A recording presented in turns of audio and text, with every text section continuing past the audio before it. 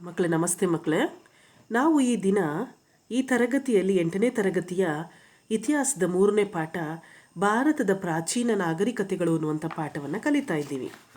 ಭಾರತದ ಪ್ರಾಚೀನ ನಾಗರಿಕತೆಗಳು ಮಕ್ಕಳೇ ಸುಮಾರು 4600 ವರ್ಷಗಳ ಹಿಂದಿನ ಒಂದು ಇತಿಹಾಸ. ಮನುಷ್ಯ ಅವತ್ತು ಹೇಗಿದ್ದ ಅನ್ನೋದ್ರ ಬಗ್ಗೆ ನಾವಿಲ್ಲಿ ತಿಳಿತಾ ಇದ್ದೀವಿ ಮಕ್ಕಳೇ. ಶಿಲಾಯುಗದಲ್ಲಿ ಅನಾಗರಿಕನಾಗಿದ್ದ ಮಾನವ ಕ್ರಮೇಣ ಬುದ್ಧಿಶಕ್ತಿಯಲ್ಲಿ ಪ್ರಾಣಿವರ್ಗದಲ್ಲೇ ಶ್ರೇಷ್ಠನಾದ. ಶ್ರೇಷ್ಠ ಗುಣದಿಂದ ಮತ್ತೊಂದು ಲೋಕವನ್ನೇ ಸೃಷ್ಟಿಸಿದ ಅದೇ ನಾಗರಿಕತೆ. ಅಲೆಮಾರಿಯಂತಿದ್ದವನು ಖಚಿತವಾದ ಸ್ಥಳದಲ್ಲೇ ನೆಲೆಸಲು ಆರಂಭಿಸಿದ. ಮಾನವನ ಬಾಳಿನಲ್ಲಿ ಹೊಸ ಇತಿಹಾಸದ ಅಧ್ಯಾಯ ಆರಂಭವಾಯಿತು. ಇದೇ ಪುರಾತನ ನಾಗರಿಕತೆ. ಈಗಿನ ಮನುಷ್ಯನ ಅಭಿವೃದ್ಧಿಗೆ ಹಿಂದಿನ ನಾಗರಿಕತೆಯೇ ಕಾರಣ. ಮಕ್ಕಳೇ, ಹಾಗಾದರೆ ನಾಗರಿಕತೆ ಅಂದರೆ ಏನು? ನಾಗರಿಕತೆ ಎಂದರೆ ಒಂದು ವ್ಯವಸ್ಥಿತ ಹಂತವನ್ನು ತಲುಪಿದ ಮಾನವನ ಸಮಾಜ ಅಥವಾ ಸಂಸ್ಕೃತಿಯನ್ನು ನಾಗರಿಕತೆ ಎನ್ನುತ್ತೇವೆ. ಮಕ್ಕಳು, ಇಡೀ ಪಾಠ ಇದು ಶೀರ್ಷಿಕೆ ಭಾರತದ ಪ್ರಾಚೀನ ನಾಗರಿಕತೆ. ಪ್ರಾಚೀನ ಅಂದರೆ ಹಳೆಯ, ನಾಗರಿಕತೆ ಅಂದರೆ ಒಂದು ವ್ಯವಸ್ಥಿತವಾದಂಥ ಹಂತವನ್ನು ತಲುಪಿದ ಮಾನವನ ಸಮಾಜ ಅಥವಾ ಸಂಸ್ಕೃತಿಯನ್ನು ನಾಗರಿಕತೆ ಎನ್ನುತ್ತೇವೆ. ಇನ್ನೂ ಒಂದು ಅರ್ಥದಲ್ಲಿ ಹೇಳಬಹುದು, ಕೆಲವೊಮ್ಮೆ ನಾಗರಿಕತೆ ಎಂದರೆ ನಗರಗಳಲ್ಲಿ ವಾಸಿಸುತ್ತಿರುವ ಎಂದು ಕೂಡ ನಾವು ಹೇಳ್ಬೋದು ಮಕ್ಕಳೇ. ಒಟ್ಟಾರೆ ನಾನು ಇದುವರೆಗೂ ಹೇಳಿದಂಥ ಅಂಶ ಏನಪ್ಪ ಅಂತ ಹೇಳಿದ್ರೆ, ಶಿಲಾಯುಗದ ಕಾಲದಲ್ಲಿ ಮಾನವ ಬುದ್ಧಿವಂತನಾಗಿದ್ದ, ಆದರೆ ಅಂಥ ಒಂದು ಬುದ್ಧಿವಂತಿಕೆ ಅವನಲ್ಲಿ ಬೆಳೆದಿರಲಿಲ್ಲ. ಹಂತ ಹಂತವಾಗಿ ಅವನಲ್ಲಿ ಬುದ್ಧಿಶಕ್ತಿ ತನ್ನಲ್ಲಿದೆ ಅಂತ ಗೊತ್ತಾಯಿತು. ಎಲ್ಲ ಪ್ರಾಣಿ ವರ್ಗದಲ್ಲೇ ಆತ ಶ್ರೇಷ್ಠ ಅಂತ ಗೊತ್ತಾಯಿತು. ಆ ಎಲ್ಲ ಪ್ರಾಣಿ ವರ್ಗಗಳಲ್ಲಿ ಅತಿ ಬುದ್ಧಿವಂತಿಕೆ ಯಾರಿಗಿತ್ತು? ಮಾನವನಿಗಿತ್ತು. ಅದನ್ನ ಇಟ್ಕೊಂಡೇ ಅವನು ಏನು ಮಾಡ್ದ? ಹೊಸ ಒಂದು ಲೋಕವನ್ನು ಸೃಷ್ಟಿ ಮಾಡ್ದ. ಯಾವುದದು ಲೋಕ? ಒಂದು ಕಡೆಯಿಂದ ಇನ್ನೊಂದು ಕಡೆಗೆ ಅಲೆಮಾರಿಯಾಗಿ ತಿರುಗ್ತಾ ಇದ್ದವನು ಏನು ಮಾಡ್ದ? ಒಂದೇ ಕಡೆ ನೆಲೆಸೋದಕ್ಕೆ ಆರಂಭ ಮಾಡ್ದ. ಅಲ್ಲಿ ಒಂದು ಹೊಸ ಲೋಕವನ್ನು ಕಟ್ದ. ಅಲ್ಲಿ ಅವನು ಕೃಷಿ ಬೆಳೆಗಳನ್ನ ಬೆಳೆಯೋದಕ್ಕೆ ಆರಂಭ ಮಾಡ್ದ. ತನ್ನ ಬುದ್ಧಿವಂತಿಕೆ ಬೆಳೆಸ್ಕೊಂಡ. ತಾನು ಇರೋದಕ್ಕೆ ಬೇಕಾದಂಥ ಗುಡಿಸಲುಗಳನ್ನ ನಾನಾ ರೀತಿಯಲ್ಲಿ ವಿಧವಾಗಿ ಮಾಡಿಕೊಂಡ. ಹೀಗೆ ಒಂದು ಹೊಸ ಅಧ್ಯಾಯ ಆರಂಭ ಆಯಿತು. ಮಕ್ಕಳೇ, ಇವತ್ತು 21ನೇ ಶತಮಾನದಲ್ಲಿದ್ದೇವೆ. ಇವತ್ತೆಷ್ಟು ವಿಜ್ಞಾನ ತಂತ್ರಜ್ಞಾನ ಅಭಿವೃದ್ಧಿಯನ್ನು ಹೊಂದಿದೆ ಮಕ್ಕಳೇ. ಅದನ್ನು ಹೇಳೋದೇ ಬೇಡ. ವಾಟ್ಸಪ್ ಇರ್ಬೋದು, ಇನ್ಸ್ಟಾಗ್ರಾಮ್ ಇರ್ಬೋದು, ಫೇಸ್ಬುಕ್ ಇರ್ಬೋದು, ಏನೆಲ್ಲ ವ್ಯವಸ್ಥೆಗಳಿದೆ ಅಂತ ಹೇಳೋದಕ್ಕೆ ಅಸಾಧ್ಯವಾದ ಮಟ್ಟಿಗೆ ಮನುಷ್ಯ ಇವತ್ತು ವಿಜ್ಞಾನ ತಂತ್ರಜ್ಞಾನದಲ್ಲಿ ಅಭಿವೃದ್ಧಿಯನ್ನು ಸಾಧಿಸಿದ್ದಾನೆ ಮಕ್ಕಳೇ. ನೀವು ಕಲ್ಪನೆ ಮಾಡ್ಕೊಳ್ಳಿ, 4600 ವರ್ಷಗಳ ಹಿಂದೆ ಕೂಡ ಮನುಷ್ಯ ಹೇಗಿದ್ದ, ಅವನು ಯಾವ ರೀತಿಯಲ್ಲಿ ವಾಸ ಮಾಡ್ತಿದ್ದ, ಯಾವ ರೀತಿಯಲ್ಲಿ ಕೃಷಿ ಬೆಳೆಗಳನ್ನ ಬೆಳೀತಿದ್ದ, ವ್ಯಾಪಾರದ ಪ್ರಗತಿ ಹೇಗಿತ್ತು, ಯಾವ ರೀತಿ ನಗರಗಳನ್ನ ನಿರ್ಮಾಣ ಮಾಡ್ದ, ವಾಸಿಸುವ ಕೊಠಡಿಗಳಿರ್ಬೋದು, ಸ್ನಾನದ ಕೊಳ ಇರ್ಬೋದು, ಹೀಗೆ ಅದ್ಭುತವಾದಂಥ ಒಂದು ಜ್ಞಾನ ಆವತ್ತಿನ ಕಾಲದಲ್ಲೇ ಮನುಷ್ಯನಿಗೆ ಇತ್ತು ಅನ್ನೋದನ್ನು ಇಲ್ಲಿ ನಾವು ಈ ಪಾಠದಲ್ಲಿ ಕಲಿತೀವಿ ಮಕ್ಕಳೇ. ಇನ್ನೊಂದು ಸರಳವಾದ ಒಂದು ವಾಕ್ಯವನ್ನು ನೆನ್ಪಿಟ್ಕೊಳ್ಳಿ. ಒಂದು ಆ ನಾಗರಿಕತೆ ಅಂದರೆ ಏನು ಅಂದರೆ ಒಂದು ವ್ಯವಸ್ಥಿತ ಹಂತವನ್ನು ತಲುಪಿದ ಮಾನವನ ಸಮಾಜ. ಒಂದು ವ್ಯವಸ್ಥಿತ ಹಂತವನ್ನು ತಲುಪಿದ ಮಾನವನ ಸಮಾಜ, ಒಂದು ಸಿಸ್ಟಮ್ಯಾಟಿಕ್ ಹಂತವನ್ನು ತಲುಪಿದಂತಹ ಮಾನವನ ಸಮಾಜವನ್ನೇ ನಾಗರಿಕತೆ ಅಂತ ಕರಿತೀವಿ. ಮಕ್ಕಳು, ಸಾಮಾನ್ಯವಾಗಿ ಜಗತ್ತಿನ ಪ್ರಾಚೀನ ನಾಗರಿಕತೆಗಳು, ನಮ್ಮ ಭಾರತದ ನಾಗರಿಕತೆ ಎಲ್ಲವೂ ಬೆಳೆದಿದ್ದು ಎಲ್ಲಿ? ನದಿ ತೀರದಲ್ಲಿ. ಯಾಕಂದರೆ ಆ ಒಂದು ಜನರಿಗೆ ಕೃಷಿಗಿರ್ಬೋದು, ತಮ್ಮ ಎಲ್ಲ ಅವಶ್ಯಕತೆಗಳಿಗೆ ನೀರು ತುಂಬ ಮುಖ್ಯವಾಗಿತ್ತು. ಹಾಗಾಗಿ ಆ ಕಾಲದ ಜನ ಎಲ್ಲಿ ವಾಸ ಮಾಡ್ತಿದ್ರಪ್ಪ ಅಂದರೆ ನದಿ ತೀರಗಳಲ್ಲಿ ಅವರು ವಾಸ ಮಾಡ್ತಾಯಿದ್ರು. ಈ ಭಾರತದ ಪ್ರಾಚೀನ ನಾಗರಿಕತೆ ಅನ್ನುವಂಥದ್ದನ್ನು ನಾವು ಸಿಂಧೂ ನದಿ ನಾಗರಿಕತೆ ಅಂತ ಕೂಡ ಕರಿತೀವಿ. ಯಾಕಂದರೆ ಈ ಭಾರತದ ಪ್ರಾಚೀನ ನಾಗರಿಕತೆ ಹುಟ್ಕೊಂಡಿದ್ದು ಸಿಂಧೂ ನದಿ ಮತ್ತು ಸಿಂಧೂ ನದಿಯ ಉಪನದಿಗಳ ತೀರದಲ್ಲಿ ಈ ಜನ ವಾಸ ಮಾಡ್ತಾಯಿದ್ರು. ಮಕ್ಕಳೇ, ಹಾಗಾದರೆ ಈ ಪಾಠದಲ್ಲಿ ನೀವು 4600 ವರ್ಷಗಳ ಹಿಂದೆ ಆ ಒಬ್ಬ ಮನುಷ್ಯ ಹೇಗೆ ಬುದ್ಧಿವಂತನಾಗಿದ್ದ, ಯಾವುದೆಲ್ಲ ಸಾಧನೆಗಳನ್ನು ಮಾಡ್ದ, ಯಾವ್ಯಾವ ರಂಗಗಳಲ್ಲಿ ಆತ ಸಾಧನೆಯನ್ನು ಮಾಡ್ದ, ಅವನ ಬುದ್ಧಿವಂತಿಕೆ ಹೇಗಿತ್ತು. ಅಂದಿನ ದಿನ ವಿಜ್ಞಾನ ತಂತ್ರಜ್ಞಾನ ಇವತ್ತಿನಷ್ಟು ಅಭಿವೃದ್ಧಿ ಹೊಂದಿರಲಿಲ್ಲ, ಆದರೂ ಎಷ್ಟು ಅಭಿವೃದ್ಧಿಯನ್ನು ಆತ ಸಾಧಿಸಿದ್ದ ಹಿಂದೆ ಅನ್ನೋದನ್ನು ನಾವು ಇಲ್ಲಿ ತಿಳ್ಕೊತೀವಿ ಮಕ್ಕಳೇ. ಮಕ್ಕಳು ಇಲ್ಲಿ ನಾವು ಯಾವುದೇ ಒಂದು ಕಟ್ಟಡವನ್ನು ಕಟ್ಟಬೇಕಾದ್ರೆ ಇವತ್ತಿನ ದಿನದಲ್ಲಿ ಅದಕ್ಕೆ ಅಂತ ಇಂಜಿನಿಯರ್ಗಳು ಓದಿರ್ತಾರೆ, ನಾನಾ ರೀತಿಯಲ್ಲಿ ತರಬೇತಿಗಳನ್ನ ಪಡ್ಕೊಂಡಿರ್ತಾರೆ. ಆದರೆ ನೀವು ಈಗ ಕಲಿತಿರೋ ಪಾಠ ಭಾರತದ ಪ್ರಾಚೀನ ನಾಗರಿಕತೆಯಲ್ಲಿ ಈ ಒಂದು ಸ್ನಾನದ ಕೊಳವನ್ನು ನೀವು ನೋಡ್ತಿದ್ದೀರಾ. ಈ ಒಂದು ಯಾವ ರೀತಿಯಲ್ಲಿ ಕಟ್ಟಿದ್ದ, ಯಾವುದೇ ರೀತಿ ನೀರು ಸೋರಿಕೆ ಆಗಬಾರ್ದು, ಆ ಸ್ನಾನದ ಕೊಳದಲ್ಲಿ ಇಳಿಯುವ ಹತ್ತುವಂಥ ಎಲ್ಲ ರೀತಿಯ ವ್ಯವಸ್ಥೆಗಳನ್ನ ಆತ ಹೇಗೆ ಮಾಡಿದ್ದ, ಎಷ್ಟು ಬುದ್ಧಿವಂತನಾಗಿದ್ದ ಮನುಷ್ಯ ಅನ್ನೋದನ್ನು ನಾವು ಈ ಪಾಠದಲ್ಲಿ ತಿಳ್ಕೊತೀವಿ ಮಕ್ಕಳೇ.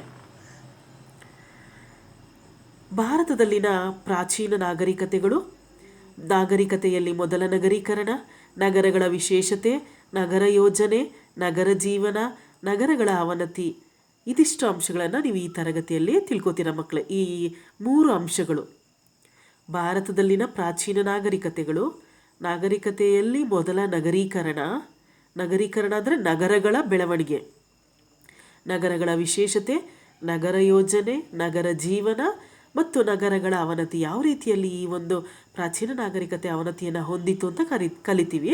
ಈ ಮುಂದಿನ 2 ಅಂಶಗಳನ್ನು ಮುಂದಿನ ತರಗತಿಯಲ್ಲಿ ನೀವು ಕಲಿತೀರ ಮಕ್ಕಳೇ.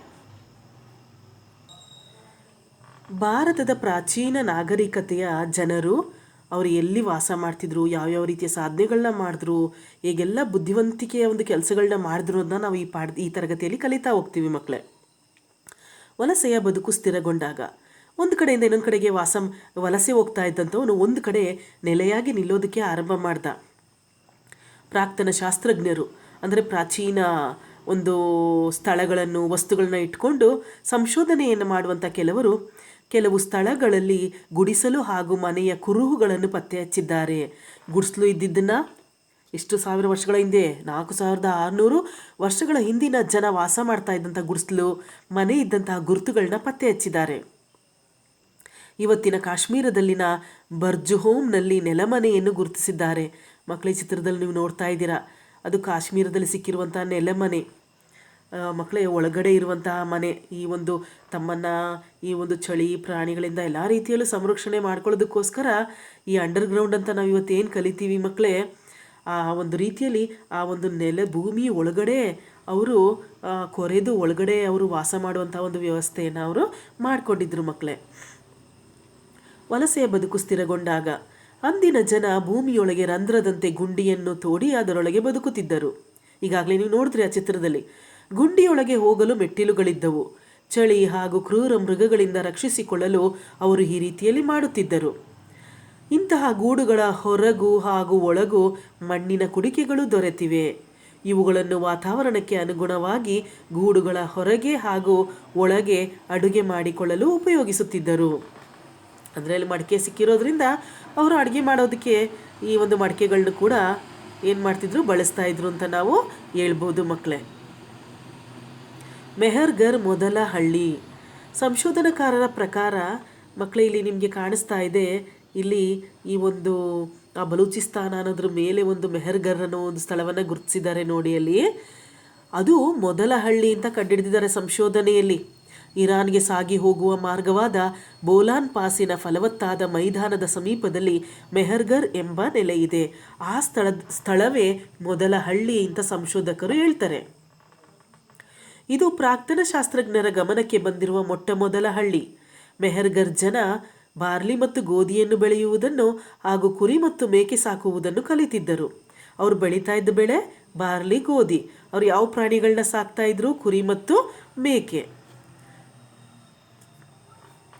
ಮೆಹರ್ಗರ್ನ ಜನ ಮನೆಗಳಲ್ಲಿ ವಾಸಿಸುತ್ತಿದ್ದರು. ಕೆಲವು ಮನೆಗಳು 4 ಹಾಗೂ ಹೆಚ್ಚಿನ ಕೊಠಡಿಗಳನ್ನು ಹೊಂದಿದವು.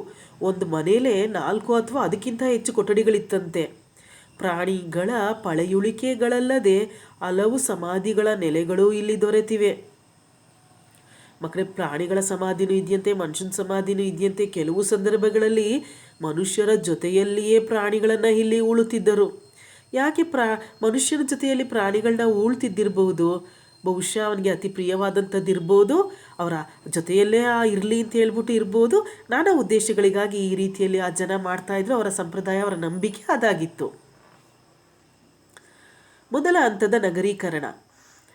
ಮಕ್ಕಳೇ, ಸರಿ, ನಮಗೆ ಯಾವಾಗ ಗೊತ್ತಾಯಿತು ಈ ರೀತಿಯ ಒಂದು ನಮ್ಮ ಭಾರತದಲ್ಲೂ ಒಂದು ನಾಗರಿಕತೆ ಇತ್ತು ಅಂದರೆ, ಸುಮಾರು 150 ವರ್ಷಗಳ ಹಿಂದೆ ಪಂಜಾಬಿನ ಸಿಂಧು ಕಣಿವೆ ಪ್ರದೇಶದಲ್ಲಿ ರೈಲಿನ ಹಳಿಗಳನ್ನು ಜೋಡಿಸುವಾಗ ರೈಲ್ವೆ ಟ್ರ್ಯಾಕ್ಗಳನ್ನ ನಿರ್ಮಾಣ ಮಾಡಬೇಕಾದ್ರೆ ಇಂಜಿನಿಯರ್ಗಳು ಹರಪ್ಪಾದ ಪ್ರಾಚೀನ ನೆಲೆಗಳನ್ನು ಜನ ವಾಸ ಮಾಡ್ತಿದ್ದ ಸ್ಥಳವನ್ನು ನೋಡಿದ್ರಂತೆ.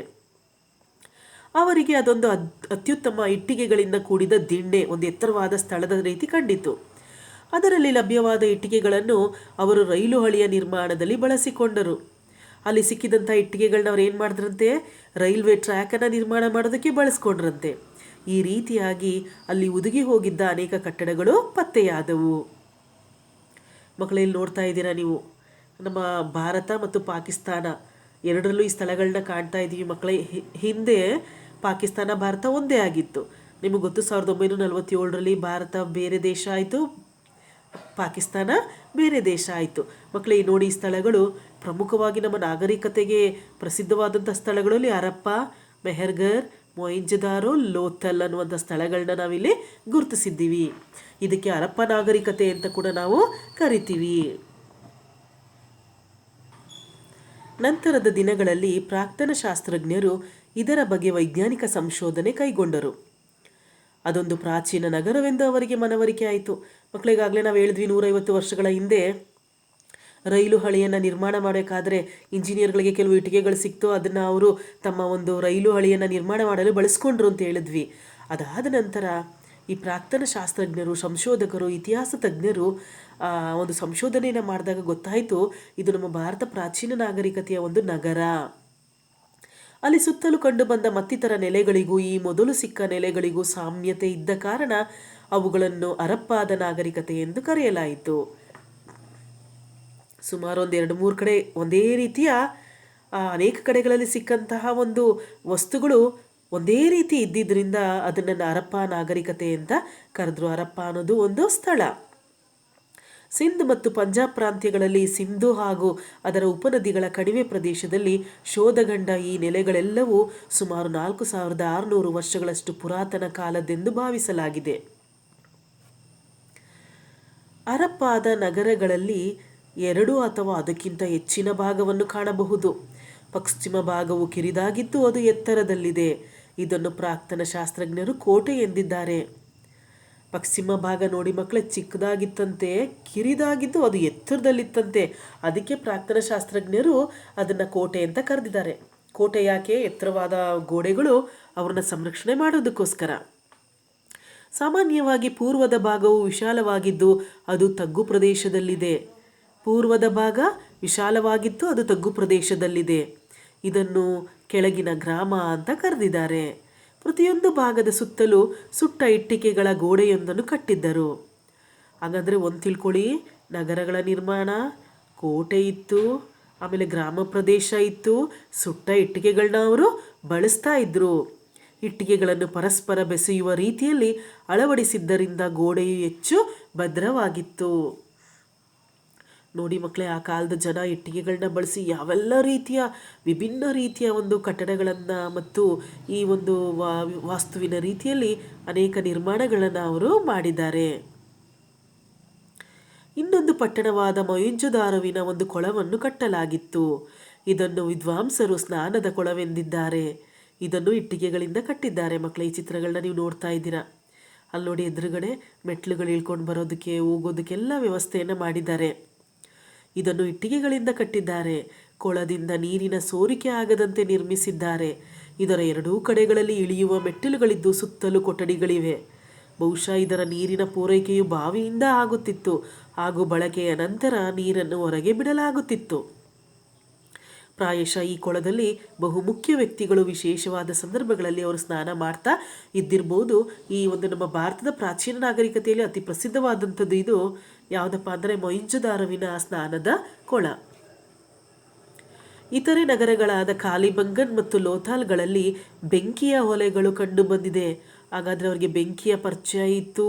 ತಮ್ಮ ಅಡುಗೆಗೋಸ್ಕರ ಅವರು ಬೆಂಕಿಯನ್ನು ಬಳಸ್ತಾ ಇದ್ರು. ಮೊಹೆಂಜೊದಾರೋ, ಹರಪ್ಪ ಹಾಗೂ ಲೋಥಾಲ್ದಲ್ಲಿ ಸುವ್ಯವಸ್ಥಿತವಾದ ಸಂಗ್ರಹಣೆಯ ಕೊಠಡಿಗಳನ್ನು ನಿರ್ಮಿಸಿದರು. ಅವರೇನೇ ವಸ್ತುಗಳನ್ನ ಸಂಗ್ರಹಣೆ ಮಾಡೋದಕ್ಕೋಸ್ಕರ ಈ ಗೋದಾಮುಗಳ ರೀತಿಯಲ್ಲಿ ಆ ವಸ್ತುಗಳ ಸಂಗ್ರಹಣಾ ಸ್ಥಳವನ್ನು ಕೂಡ ಮಾಡಿದ್ರು. ಮಕ್ಕಳಲ್ಲಿ ಕಾಣಿಸ್ತಾ ಇದೆ ನೋಡಿ. ಕ್ರಮಬದ್ಧವಾಗಿ ನಿರ್ಮಿಸಲಾದ ಮನೆಗಳನ್ನು, ರಸ್ತೆಗಳನ್ನು ಹಾಗೂ ಚರಂಡಿಗಳನ್ನು ನಾವು ಇಲ್ಲಿ ಕಾಣಬಹುದು.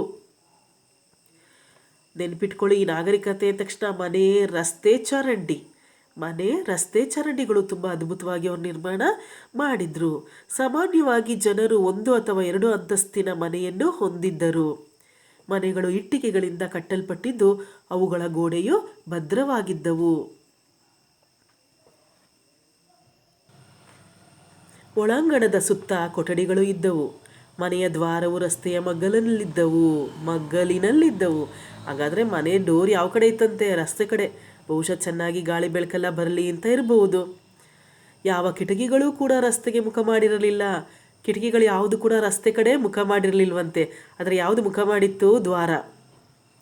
ಮನೆಗಳು ಸ್ನಾನದ ಕೊಠಡಿಗಳನ್ನು ಹೊಂದಿದ್ದವು.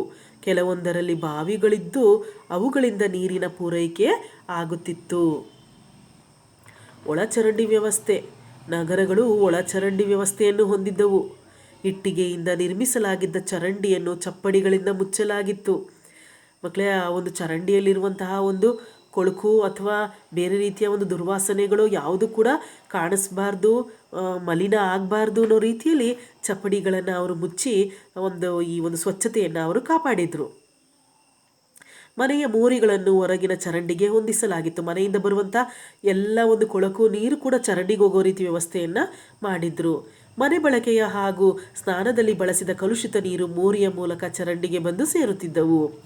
ಚರಂಡಿಗಳನ್ನು ಕಾಲದಿಂದ ಕಾಲಕ್ಕೆ ಶುಚಿಯಾಗಿಡಲು ಅಲ್ಲಲ್ಲಿ ರಂಧ್ರಗಳನ್ನು ನಿರ್ಮಿಸಿದ್ದರು. ಕಟ್ಟಡಗಳನ್ನು ಹೊರತುಪಡಿಸಿ ದೊರೆತಿರುವ ವಸ್ತುಗಳಲ್ಲಿ ನಾವು ಲೋಹ ಹಾಗೂ ಬೆಲೆ ಬಾಳುವ ಹರಳುಗಳು.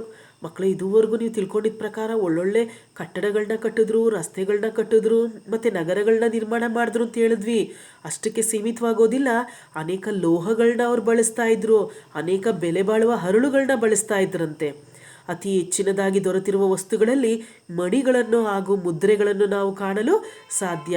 ಮಕ್ಕಳು, ಇಲ್ಲಿ ನೋಡಿ, ಇಲ್ಲಿ ಒಂದು ವೃತ್ತಾಕಾರದಲ್ಲಿ ಆ ಮುದ್ರೆಗಳನ್ನು ಮುದ್ರಿಸಿರುವಂಥದ್ದು ಕಾಣುತ್ತಾ ಇದೆ. ಮಕ್ಕಳೇ, ಆಭರಣಗಳಿದೆ ಇಲ್ಲಿ. ಬೆಲೆ ಬಾಳುವ ಲೋಹಗಳನ್ನು, ಹರಳುಗಳನ್ನು ಮತ್ತು ಆಭರಣಗಳನ್ನು ಇವರು ಬಳಸಿರಬೇಕು.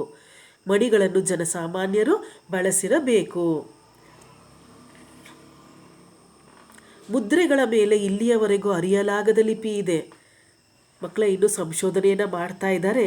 ಎಷ್ಟೋ ಅರ್ಥ ಆಗದೇ ಇರುವಂಥ ಲಿಪಿಯಲ್ಲಿ ಆ ಜನ ಬರೆದಿದ್ದಾರೆ ಮಕ್ಕಳೇ.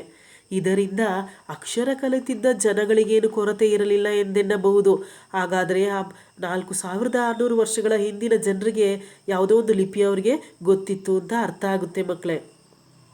ಹೀಗಾಗಿ ಸಾವಿರಾರು ಮುದ್ರೆಗಳ ಮೇಲೆ ಲಿಪಿಗಳನ್ನು ಮೂಡಿಸಲು ಸಾಧ್ಯವಾಯಿತು. ಆ ಒಂದು ಭಾರತದ ಪ್ರಾಚೀನ ನಾಗರಿಕತೆಯ ಜನರ ಆರ್ಥಿಕ ವ್ಯವಸ್ಥೆ ಹೇಗಿತ್ತು? ಹರಪ್ಪ ಸಂಸ್ಕೃತಿಯ ಜನ, ಇದಕ್ಕೆ ಹರಪ್ಪ ನಾಗರಿಕತೆ ಅಂತ ಯಾಕೆ ಕರಿತೀವಿ?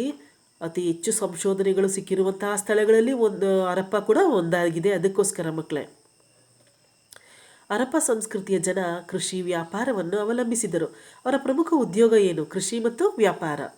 ಅವರು ಬೆಳೀತಾ ಇದ್ದ ಬೆಳೆಗಳು ಯಾವುದು? ಗೋಧಿ, ಬಾರ್ಲಿ, ಕಾಳು, ಸಾಸಿವೆ.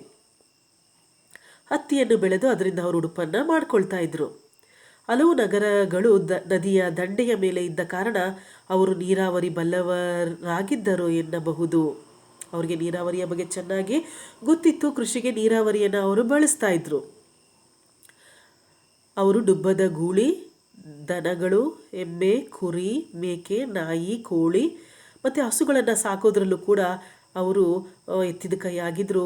ಎತ್ತುಗಳನ್ನು, ಭಾರವಾದಂಥ ವಸ್ತುಗಳನ್ನು ಸಾಗಿಸೋದಕ್ಕೋಸ್ಕರ ಅವರು ಬಳಸ್ತಾ ಇದ್ರು ಮಕ್ಕಳೇ. ಕೃಷಿಯ ಜೊತೆಯಲ್ಲಿ ವ್ಯಾಪಾರ, ವಾಣಿಜ್ಯಗಳು ಪ್ರಮುಖ ಸ್ಥಾನವನ್ನು ಪಡೆದುಕೊಂಡಿದ್ದವು. ಅವರು ಕೊಡುವುದು, ಕೊಳ್ಳುವುದು ಎಲ್ಲವೂ ಅವರಿಗೆ ಗೊತ್ತಿತ್ತು. ಇಲ್ಲಿನ ನಗರಗಳು ಗ್ರಾಮೀಣ ಪ್ರದೇಶಗಳ ಜೊತೆಯಲ್ಲಿ ವ್ಯಾಪಾರ ಸಂಪರ್ಕ ಹೊಂದಿದ್ದವು. ಒಂದು ತಿಳ್ಕೊಳ್ಳಿ, ಆ ಕಾಲದಲ್ಲಿ ಗ್ರಾಮನೂ ಇತ್ತು, ನಗರನೂ ಇತ್ತು. ಬಲೂಚಿಸ್ತಾನ, ಸೌರಾಷ್ಟ್ರ, ದಖನ್ ಪ್ರದೇಶಗಳು ಇವುಗಳಲ್ಲಿ ಕೆಲವು. ಮೆಸೊಪೊಟೋಮಿಯಾದಲ್ಲಿ ಲಭ್ಯವಾಗಿರುವ ಸಿಂಧು ಕಣಿವೆ ನಾಗರಿಕತೆಯ ಸಂಬಂಧಿಸಿದ ಹಲವು ಮುದ್ರೆಗಳು ಅವುಗಳು ಪರಸ್ಪರ ಹೊಂದಿದ್ದ ಸಂಬಂಧವನ್ನು ಸೂಚಿಸುತ್ತವೆ. ಜಗತ್ತಿನ ಪ್ರಾಚೀನ ನಾಗರಿಕತೆಗಳಲ್ಲಿ ಒಂದು ಮೆಸೊಪೊಟೋಮಿಯಾದ ನಾಗರಿಕತೆ. ಆ ಮೆಸೊಪೊಟೋಮಿಯಾದ ನಾಗರಿಕತೆಯಲ್ಲಿ ನಮ್ಮ ಭಾರತದ ನಾಗರಿಕತೆ ಅಂದರೆ ಸಿಂಧು ಕಣಿವೆಯ ನಾಗರಿಕತೆಗೆ ಸಂಬಂಧಪಟ್ಟ ಅನೇಕ ಮುದ್ರೆಗಳು ಅಲ್ಲಿ ಸಿಕ್ಕಿದೆಯಂತೆ ಮೆಸೊಪೊಟೋಮಿಯಾದಲ್ಲಿ. ಹಾಗಾದರೆ ಅರ್ಥ ಏನು? ಮೆಸೊಪೊಟೋಮಿಯಾಗೂ ಮತ್ತು ಸಿಂಧು ಕಣಿವೆಯ ನಾಗರಿಕತೆಯ ಜನರಿಗೂ ಸಂಬಂಧ ಇತ್ತು. ಮಕ್ಕಳು ಇಷ್ಟೊಂದು ಅದ್ಭುತವಾಗಿ ಇದ್ದಂತಹ ಒಂದು ನಮ್ಮ ಭಾರತದ ಪ್ರಾಚೀನ ನಾಗರಿಕತೆ ಹೇಗೆ ಅವನತಿ ಹೊಂದಿರ್ಬೋದು ಅಂದರೆ ಅದಕ್ಕೆ ಒಂದೇ ಒಂದು ಕಾರಣವನ್ನು ಕೊಡ್ತಿಲ್ಲ, ಅನೇಕ ಕಾರಣಗಳನ್ನ ಕೊಡ್ತಾರೆ ಸಂಶೋಧಕರು, ಅನೇಕರು ಇತಿಹಾಸ ತಜ್ಞರು. ಸುಮಾರು 4000 ವರ್ಷಗಳ ಹಿಂದೆ ಇಲ್ಲಿನ ವ್ಯವಸ್ಥೆ ಬದಲಾಗತೊಡಗಿತು. ಇಲ್ಲಿನ ವ್ಯವಸ್ಥೆ ಅಂದ್ರೇನು?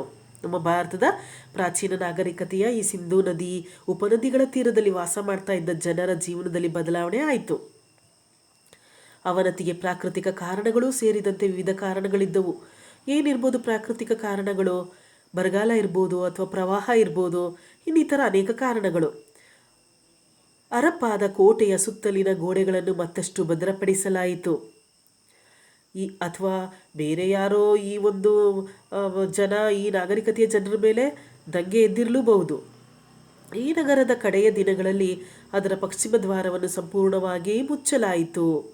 ಬಹುಶಃ ಇಲ್ಲಿನ ಜನ ಇಲ್ಲಿ ನೆಲೆ ಕಾಣದೆ ಬೇರೆ ಯಾವುದೋ ಪ್ರದೇಶಕ್ಕೆ ಅವರು ಸ್ಥಳಾಂತರ ಆಗಿರಲು ಕೂಡ ಬಹುದು. ಮೊಹೆಂಜೊದಾರೊವಿನ ವಿಶಾಲ ಕೋಣೆಗಳು ಈಗ ಕಿರಿದಾದವು, ಬೃಹತ್ ಕಟ್ಟಡಗಳು ಈಗ ಕುಟೀರಗಳಾದವು.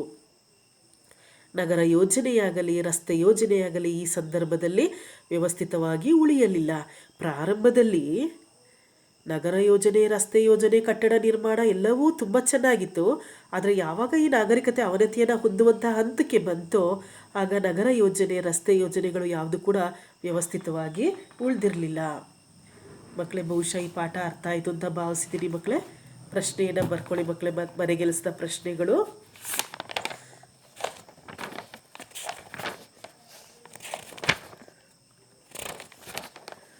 ಪ್ರಶ್ನೆ: ಹರಪ್ಪ ನಗರದ ವಿಶೇಷತೆಯನ್ನು ಬರೆಯಿರಿ. ಹರಪ್ಪ ನಗರದ ವಿಶೇಷತೆಯನ್ನು ಬರೆಯಿರಿ. ಮೊಹೆಂಜೊದಾರೊವಿನ ಈಜು ಸ್ನಾನದ ಕೊಳದ ಬಗ್ಗೆ ಬರೆಯಿರಿ. ಮೊಹೆಂಜೊದಾರೊವಿನ ಈಜು ಸ್ನಾನ ಕೊಳದ ಬಗ್ಗೆ ಬರೆಯಿರಿ. ಧನ್ಯವಾದಗಳು ಮಕ್ಕಳೇ. ಆರೋಗ್ಯದ ಕಡೆ ಹೆಚ್ಚಿನ ಗಮನವನ್ನು ಹರಿಸಿ.